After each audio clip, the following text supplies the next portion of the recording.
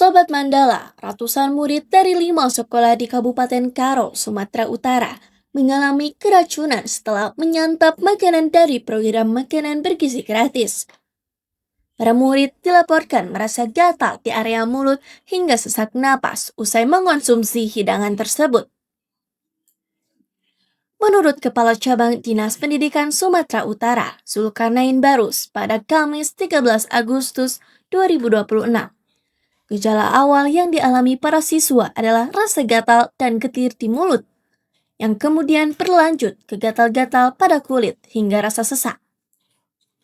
Ia menjelaskan bahwa menu MBG hari itu terdiri dari sayur kol, wortel, dan gulai ikan dencis.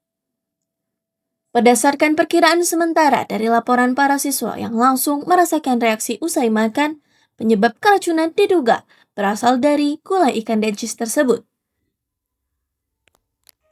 Kasus keracunan ini mencatat setidaknya 269 murid tingkat SMA dan SMK dengan rincian 204 murid dari Seman 1 Brastagi, 25 murid dari SMA swasta bersama, dan 40 murid dari SMK swasta bersama. Selain tingkat menengah atas, kasus serupa juga menimpa murid dari 2 sekolah menengah pertama, yaitu SMP Negeri 3 Kabanjahe dan SMP swasta bersama. Kelima sekolah tersebut mendapatkan suplai makanan dari Dapur Satuan Pelayanan Pemenuhan Gizi milik Kodim. Meskipun demikian, data pasti mengenai sejumlah siswa SMP yang terdampak masih dalam tahap pendataan karena kesamaan sumber dapur pengelola.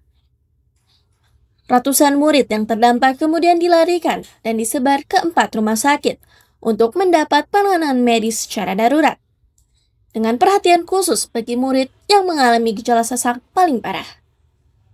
Meskipun kepanikan sempat terjadi di awal kejadian, kondisi para siswa yang dirawat di rumah sakit secara umum dinyatakan stabil.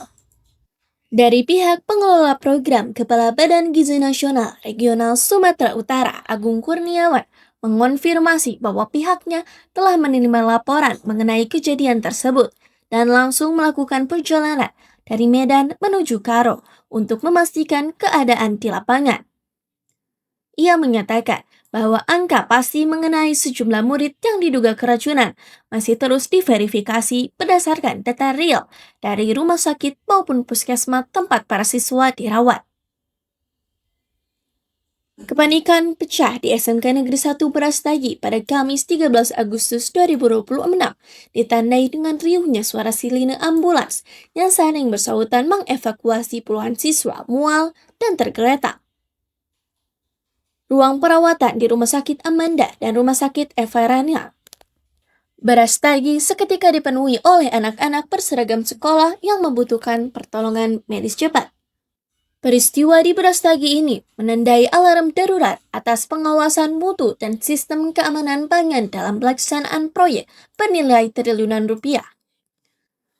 Adapun beberapa poin kritis yang perlu ditelaah secara mendalam, yaitu dampak kesehatan dari program makanan bergizi. Program yang dilabeli sebagai makanan bergizi gratis ini dinilai terbalik dan menjadi ancaman ketika vendor catering dan rantai pasokannya mengabaikan standar hygiene dasar. Klien ini beresiko mengubah lingkungan sekolah yang harusnya aman menjadi ruang perawatan darurat. Kedua, evaluasi seleksi vendor dan anggaran. Berulangnya kejadian serupa di berbagai daerah mengindikasikan lemahnya proses penyaringan serta audit terhadap vendor penyedia makanan. Transparansi kualifikasi sanitasi dan efektivitas fungsi tim pengawas mutu sebelum makanan disajikan kepada siswa menjadi pertanyaan besar yang harus dijawab. Terakhir, pertanggungjawaban hukum dan moral.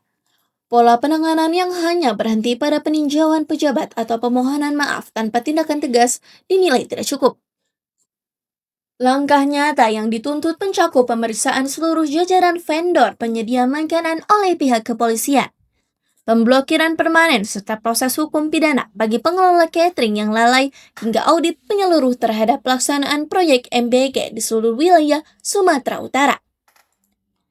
Pelaksanaan proyek berskala besar tidak boleh sampai mengabaikan aspek terpenting, yaitu keselamatan dan kesehatan generasi muda.